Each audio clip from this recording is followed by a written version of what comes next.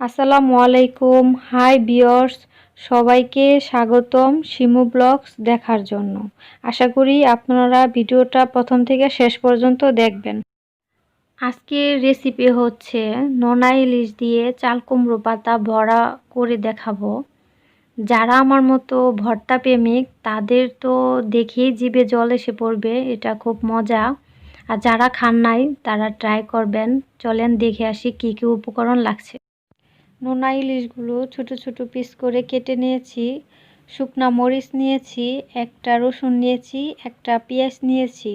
এগুলো আমি এখন বেটে নেব। চাল কুমড়ো পাতা নিয়েছি, নোনা ইলিশ ধুয়ে নিয়েছি, মরিচ বেটে নিয়েছি।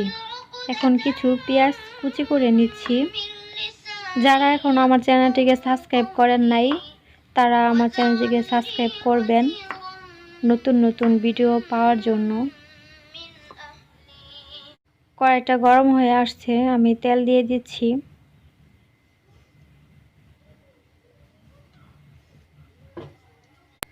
পেঁয়াজ কুচি দিয়ে দিচ্ছি।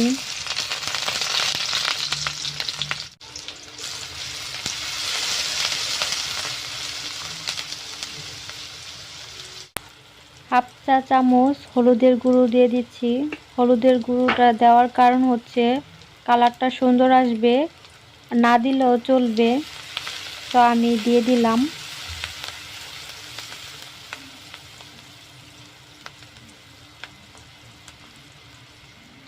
মরিচ বাটাগুলো দিয়ে দিচ্ছি।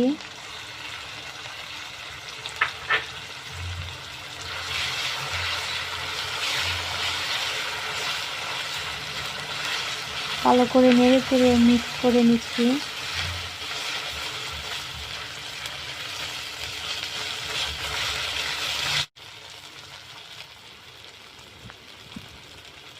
নোনা ইলিশগুলো দিয়ে দিচ্ছি।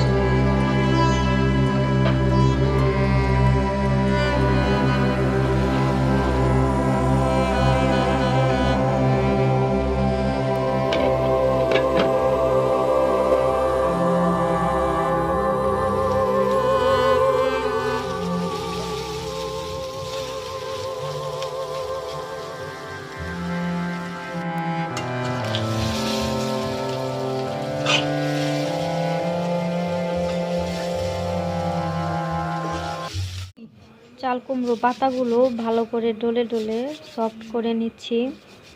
আর পাতাগুলো আমি ধুয়ে নিয়েছি।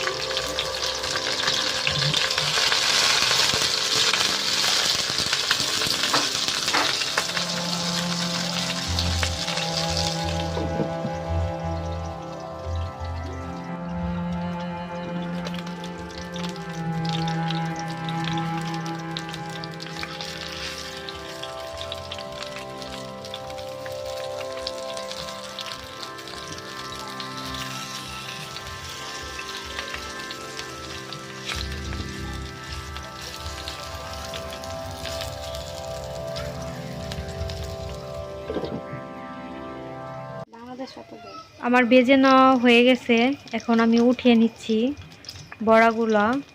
আমি 4টাই করেছি, আমাদের বাসায় আমরা 4জন লোক, এজন্য 4টাই করেছি, বেশি করি নাই। আর এক একজনে এক একভাবে রান্না করে, রান্নার কোনো শেষ নেই। আজকে সকালের নাস্তাটা আপনাদের সাথে শেয়ার করলাম। হাফ চা চামচ হলুদের গুঁড়ো, এটা হচ্ছে খেসারি ডাউল। এই জায়গায় আমি পেঁয়াজ কুচি নিয়েছি, কাঁচামরিচ কুচি, হাফ চা চামচ ধনিয়ার গুঁড়ো, পরিমাণ মতো লবণ দিয়ে দিচ্ছি। ভালো করে মাখিয়ে নিব। ডাউলের বড়া আমাদের বাসায় খুবই পছন্দ করে। আমি কিভাবে তৈরি করি এটা আপনাদের সাথে শেয়ার করলাম।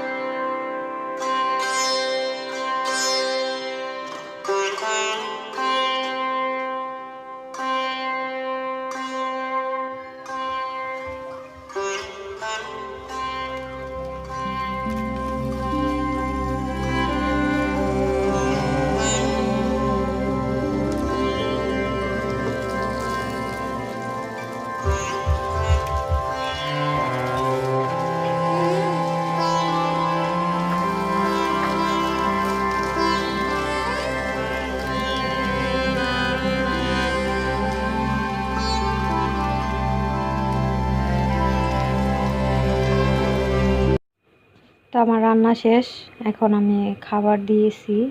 আপনাদের কাছে যদি আমার রান্নাটা ভালো লেগে থাকে অবশ্যই কমেন্টে জানাবেন। আপনারা যদি লাইক, কমেন্টস, শেয়ার করেন তাহলে আমার ভিডিও করতে ভালো লাগবে। আজকের মতো এই পর্যন্তই। সবাই ভালো থাকবেন। আল্লাহ হাফেজ।